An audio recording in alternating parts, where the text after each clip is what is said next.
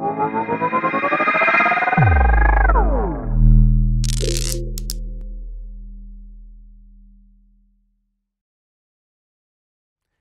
we are back. The lineup continues. We're just going to keep on firing off with our guests because they're lined up to give you the best content and the best for the best conference ever. Our next speaker is a technology expert, serial entrepreneurial angel investor, and internationally recognized speaker and author.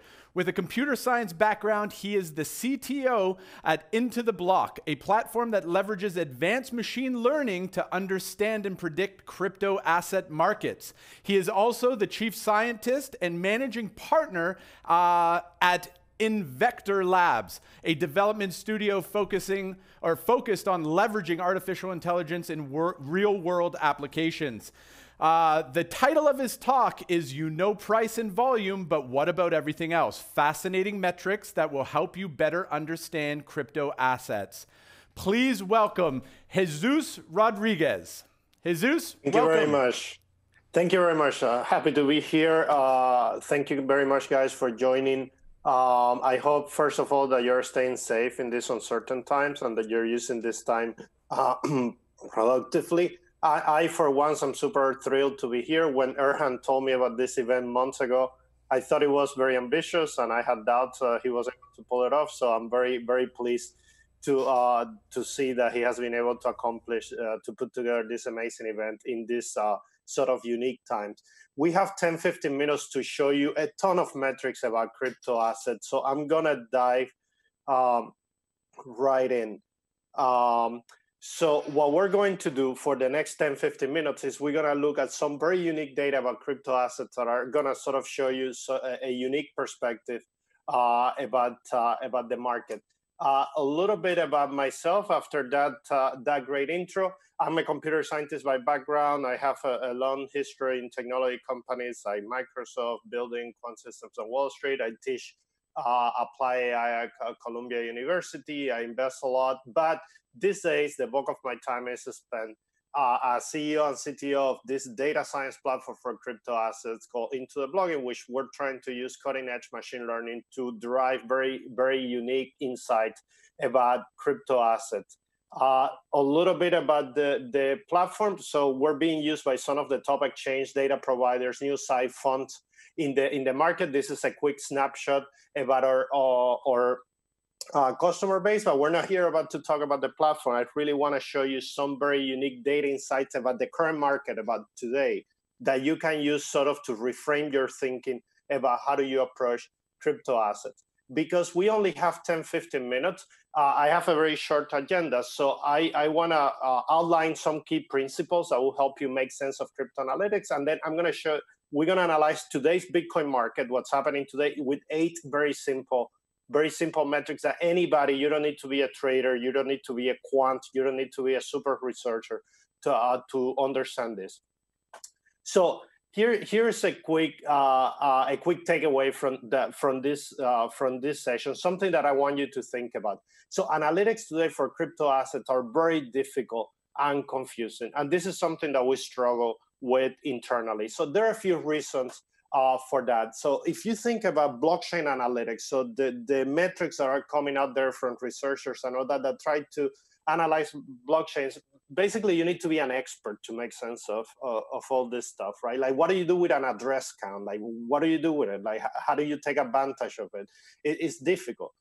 Then the experts that rely on technical analysis, well, even if you're a fan of technical analysis that only works, a percentage of the time in irrational markets, in very nascent capital markets like crypto, they tend to be very inefficient. Then a lot of the metrics and analysis that is being put out there, honestly, has very minimum backtesting that is published, that you can reference. And when you dig into it, there is not a whole lot of statistical rigor. And frankly, we have too many made up metrics that when you looked at it, the metrics going one way, the price is going another way. And they're good for articles and all that, but there is not a whole lot that you can do with it. So here's 3 pillars, 3 principles that we like when we think about metrics for crypto assets. We try to focus on these 3 key principles. any metric should be interpretable. I should be able to explain it to a normal person without having a PhD in statistics, and they should be able to understand. Two, they should be able to be based on statistical rigor. And today we're living in the golden era of machine learning and data science. So why not to take advantage of those techniques? And two, you should be able to do kind of something with it, like if not trading, at least to figure out a thesis about the behavior of a crypto asset. So at least you should try to hit a couple or two out of these three key principles to sort of make sense of some of these metrics. If not, I mean, they're really pretty, useless for the most part. But don't take my word for it. So let's look at it at a very simple scenario. Today, you want to buy Bitcoin. You're a new investor. You want to buy Bitcoin. So why should you consider a couple of contextual things, right? One, you want to understand what's happening today. Like in the last couple of days, what Bitcoin has been having, dancing around the 7,000 mark. Why? And two, recently, a month ago, we had one of the worst crashes in history. The recovery has been spotty. So how do you make sense of that, right? Are we still up for another crash? Are we fully recovered from it? It's a major event. So many people call it a black swan event, even though I don't subscribe to that thesis. But how do you make sense of that? So those are the two key parts: major crash, current situation. And we're going to try to show, I'm going to try to show you 8 fascinating metrics that sort of are compliant with the principles that we outlined. So one interesting thing is when you think about blockchain crypto analytics, there is not a single vector, right? Some people like to focus on blockchain, but blockchain in and of itself isn't sufficient because a lot of the trading and activity happen in exchanges and the results are not visible on blockchain, not all of them. Then you have a perspective of the derivative market that is becoming very important. And obviously you have the spot market. Those are the 3 main vectors of analytics today. There are other things like alternative data sets like Twitter and Telegram and all that. But in terms of the actionability, the impact of that is very, very minimum compared to these 3. These are the 3 that you're going to spend a lot of time analyzing. So let's look at the current situation of Bitcoin in 8 fascinating metrics, and then we can go from there. So one simple question: are Bitcoin traders today making money or losing money? When people are making money in an asset, people are enthusiastic. So it's a good club to be part of. So this is a sophisticated analysis that we do in ITV called the in and out of the money around the current price. But without getting into the detail, it's based on a machine learning technique called clustering. You can see that 53% of the active addresses that are close to the current price today are making money. So this is actually good. It's showing you that over 50% of people are realizing profit, and that's something that you want to be part of. Now, if you're going to invest, what's the next price action? What's the next level in which things are going to get interesting? So the fascinating thing about Bitcoin and crypto in general is that when you look at blockchain balances, you can derive actually more objective levels of support and resistance than compared to traditional technical analysis. So the same analysis that I just showed you a few minutes ago shows you that, for instance, there is 750,000 addresses that bought Bitcoin at 7,000, 1 million addresses that bought at 7,200. So if the price goes up, these are levels of resistance. So about 7,300, there is going to be about 1.8 million addresses that might introduce resistance, and there is a strong support at 6,600. So it's unlikely that Bitcoin will dive much more further below 6,700, and to get to 7,300, there is going to have to do some work. I mean, some objective analysis that anybody can understand. Now, are people investing in Bitcoin? Is that for a long time? They're actively trading. Obviously, we know it's both, but can I get some sense? I mean, that's a question that anybody can ask and understand. You don't need to be a scientist for that. So a fascinating metric that we discovered is that even in the middle of the March crash, the long-term holder investors were growing. So people were holding for the long time. This is a metric that calculates addresses that hold for over a year that have active balances in it. So, I mean, very, very good metric, right? You're seeing that there is confidence in the asset and the number of long-term investors is increasing. How about the people that are active today? The people that are trading. How often does that happen? Are they holding for a day? Are they holding for a week? Are they holding for a month? So in the case of Bitcoin, there is this concept of unspent transactions outputs that give you a very good idea of times. I'm going like 20,000 miles per hour because this is only 15 minutes. So when you look at the UTXO analysis that we do on ITV during the March crash, there is a couple of fascinating trends. So look at this down here. These are Bitcoins that are younger than a day. It increased during the price crash and then immediately decreased. Then addresses that were between Bitcoins that were between 1 week and a month, it also increased and decreased. But the ones that were between 1 month and 3 months increased and remained steady. So that gives you a trend that the people that are invested, that get past that threshold or of a month, they stay for the longer term, and there is a lot of short selling and speculation in the lower tiers. Again, complicated analysis, but the results anybody can understand.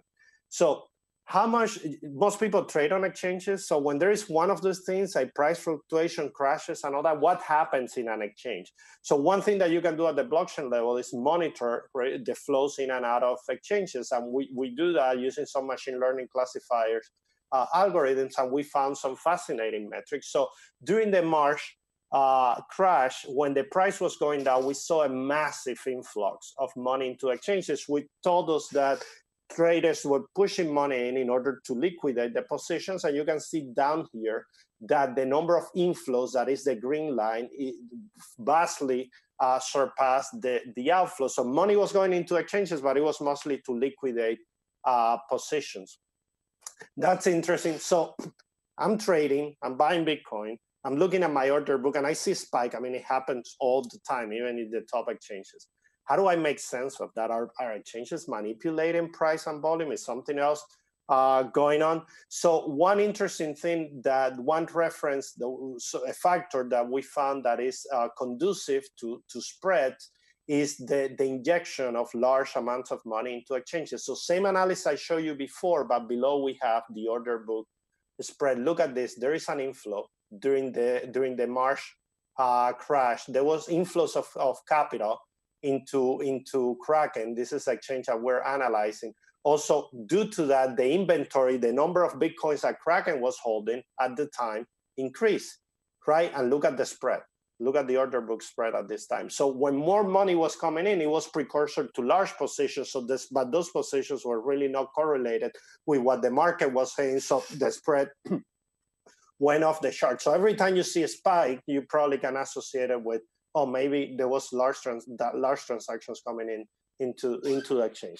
How about futures? Derivative is becoming, we hear about this all the time, futures, derivative options, perpetual swaps. They're becoming relevant, but how relevant? And futures and derivative is this thing that most people associate, that is for sophisticated traders. So if I'm the average Joe, can I make sense of this stuff? Can I get something? Can I get an edge? So one metric that we think is, one analysis that we think is super simple to do and super helpful is when you combine this metric called the open interest, that shows you the amount of open contracts on a future with the price. There is multiple rules, but typically, let's see what's happened today. So when you look at the number of future contracts, the open interest, the active contracts, that number is going up, it's increasing. But then the price is going down. Not today. I mean, today is a little bit up. That's a bearish sign. So open interest going up, price going down, that's a bearish sign. Another one is when... interrupt you, my man. Jesus, I'm so sorry to interrupt you. And I know we only had a short time slot, but our time is running out. I'm so sorry. If you can wrap up in the next 30 seconds, if that's possible. Absolutely. Awesome. Thank you so much. Last metric. Are futures used for speculation or for actually trading? So this is a metric that measures volume over open interest. So when there is a lot of volume, contracts are changing hands. The open interest tell you people that are actually buying contracts. So you can see that recently there were spikes on this metric called turnover ratio, which means there were huge speculations during the March crash compared to that. And that's a metric that you can use on futures to get an edge. So there are many metrics, but typically you look for those in data science rigor, you can explain it. and they're actionable. So the quick summary for this, crypto analytics need to get real, enough of made up metrics. So 3 pillars that you can follow to make sense of this thing. Any metric should be interpretable. They should be based on data science and mathematics and statistical rigor, and you should be able to do something with it, because crypto is the richest asset class in history and provides some very fascinating insights. This is my contact info. You can drop me a note at jr.intotheblog.com. I write periodically on Medium, and you can contact me through there, and just contact me through intotheblog.com. And now we can open up for questions. Hey, Zeus, thank you so very, very much for the presentation. It was absolutely fantastic. Unfortunately, we do not have time for any questions, and I'm sorry, but hopefully you can join us in the virtual world where you can interact with everybody that's come to the virtual conference and get together with that. Thank you so very much for your presentation and your time today. Thank you very much. Okay, guys, we're going to a short break, and when we come back, a very, very special guest, a legend in the space. So stay tuned. 30 seconds, we're going to our next guest. Thanks, guys.